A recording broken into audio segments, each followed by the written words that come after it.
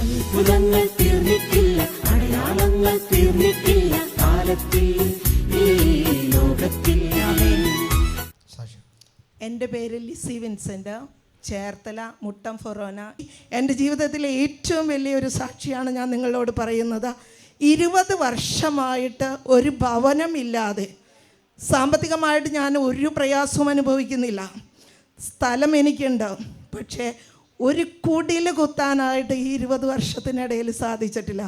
പല വീടുകളും പോയി കാണും, അഡ്വാൻസ് കൊടുക്കും, വാങ്ങും, പ്രശ്നങ്ങളാവും, വേണ്ടാന്ന് പറയും. ഭർത്താവിൻ്റെ കുടുംബത്തിൽ നിന്ന് അത് പറ്റില്ല.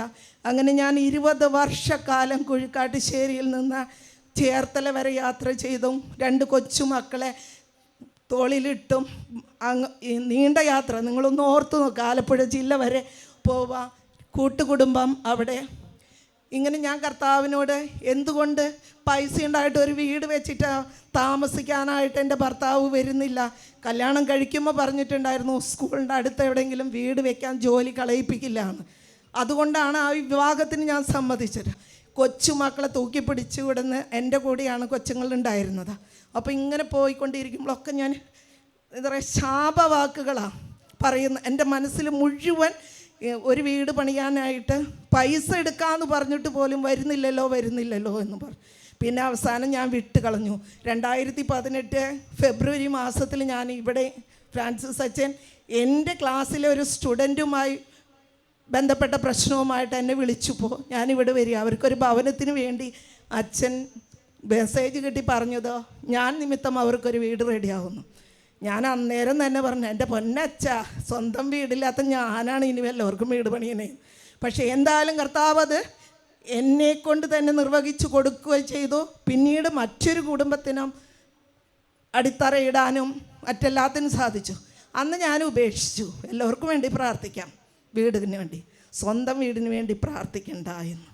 അങ്ങനെ 2022 വീണ്ടും ഇവിടെ അച്ഛൻ്റെ അടുത്ത് നിരന്തരം പ്രാർത്ഥനയ്ക്കായിട്ട് വരാൻ തുടങ്ങി കഴിഞ്ഞപ്പോൾ, അച്ഛൻ്റെ റൂമിലിരുന്ന് പ്രാർത്ഥിച്ചു കഴിഞ്ഞപ്പോൾ അച്ഛൻ എന്നോട് രാവിലെ ഇരുന്ന് പ്രാർത്ഥിക്കേണ്ട വിധങ്ങളൊക്കെ പറഞ്ഞു. കുറേയൊക്കെ എനിക്ക് സാധിക്കും, കുറേയൊന്നും സാധിക്കുന്നില്ല. വീണ്ടും ബഹിഷ്കരണത്തിൻ്റെ ഒരു ധ്യാനവുമായി ബന്ധപ്പെട്ട തടത്തിലച്ഛൻ്റെ ഒരു ധ്യാനത്തിന് ഞാൻ പങ്കെടുത്തു. അപ്പോൾ അച്ഛൻ ആ ധ്യാനം അച്ഛനും കൂടിയിട്ടുള്ളതാണ്. അവിടെ ധ്യാനം കൂടി വന്നു. പിന്നെ ഞാൻ തീക്ഷ്ണമായി പ്രാർത്ഥിക്കാൻ തുടങ്ങി. എന്തായാലും ഭർത്തൃ കുടുംബത്തിൽ 50 വർഷമായിട്ട് അപ്പച്ചൻ മരിച്ചു പോയിട്ട്, അവരുടെ ചാച്ചൻ മരിച്ചു പോയിട്ട്, ഭാഗം വെപ്പോ യാതൊന്നും കഴിഞ്ഞിട്ടില്ല. സാമ്പത്തികമായിട്ട് വളരെ ഉയർന്ന ഫാമിലി. എന്തായാലും 3 സഹോദരങ്ങൾക്ക് ഒരുമിച്ച് ഒരു കോമ്പൗണ്ടിൽ 3000 സ്ക്വയർ ഫീറ്റ് വീതമുള്ള ഫ്ലാറ്റ് സമുച്ചയം പൊന്തിക്കഴിഞ്ഞു. അടുത്ത മാസം അതിൻ്റെ വെഞ്ചിരിപ്പാണ്. ഗേറ്റിൻ്റെ പണി മാത്രം തീരാത്തത് കൊണ്ട് നടത്താൻ പറ്റിയിട്ടില്ല. പ്രശ്നങ്ങളൊക്കെ ഉണ്ടാവും, പക്ഷേ ദൈവത്തിന് നന്ദി പറയേണ്ട സമയത്ത് നന്ദി പറയാൻ തന്നെ ഞാൻ വിനിയോഗിക്കുന്നു.